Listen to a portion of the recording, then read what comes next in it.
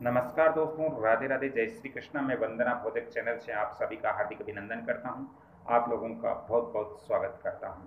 दोस्तों, हमारे घर के अंदर एक जो आवश्यक वस्तु होती है वो होती है मिट्टी का घड़ा। और मिट्टी का घड़ा हमें गर्मी का जो समय है उसके अंदर हमें प्रत्येक घर के अंदर ये ज़रूर मिलता है।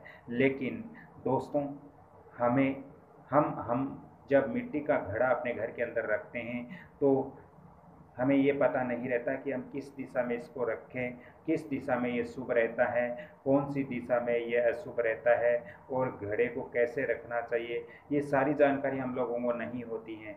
तो मैं आज आपको यहाँ पर ज्योतिष और वास्तु दोनों संबंधित यहाँ पर मैं आपको जानकारी दे रहा हूँ, क्योंकि आपके घर के अंदर जो मिट्टी का घड़ा है वो बहुत ही महत्वपूर्ण होता है। क्योंकि दोस्तों, वास्तुशास्त्र के अंदर ऐसा माना जाता है कि मिट्टी का घड़ा यदि सही स्थान पर रखा है तो आपके घर में पैसों की वर्षा होती है, आपके घर में पैसे संबंधित दिक्कत नहीं होती हैं। साथ ही दोस्तों, पैसे संबंधित आपके घर के अंदर दिक्कत नहीं होती हैं, क्योंकि घड़े के अंदर जो पानी होता है वो पानी कहीं न कहीं पैसे का प्रतीक का माना जाता है वास्तुशास्त्र के अनुसार।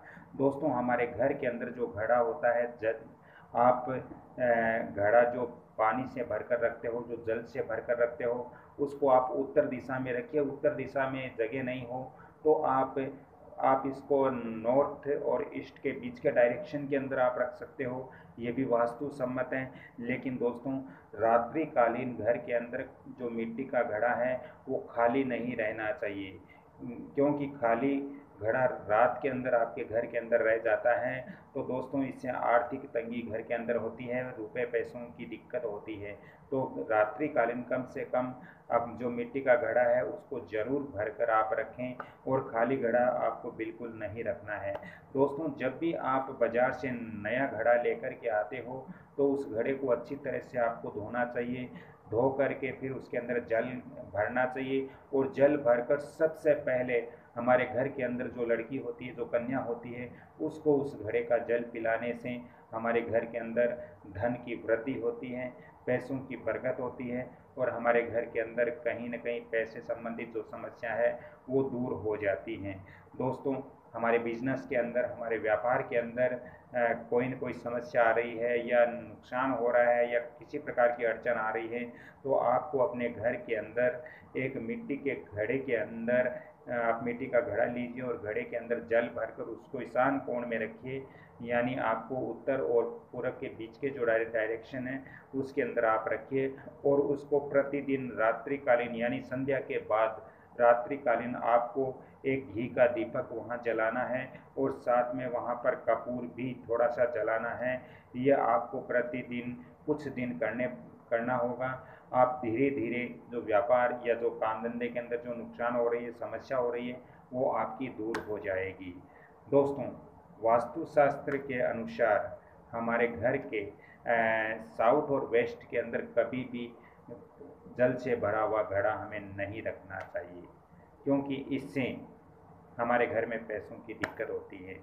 दोस्तों, खंडित घड़ा यानी टूटा फूटा घड़ा मिट्टी का हमें कभी भी अपने घर के अंदर नहीं रखना चाहिए। ये वास्तु अनुसार बहुत गलत होता है। इससे हमारे घर के अंदर जो व्यक्ति हैं उनका स्वास्थ्य खराब होता है, साथ ही हमारे घर के अंदर जो व्यक्ति हैं उनको बीमारी संबंधित पैसे हमारे बहुत खर्च हो जाते हैं। अग्नि कोण की तरफ भी हमें अपने घर का जो अग्नि कोण है यानी आपके ईस्ट और वेस्ट के जो बीच का डायरेक्शन है उसके अंदर भी मिट्टी का घड़ा नहीं रखना चाहिए। तो आज मैंने इस वीडियो के अंदर आपको मिट्टी के घड़े संबंधित जो जानकारी है वो मैंने वास्तु के आधार पर बताया है।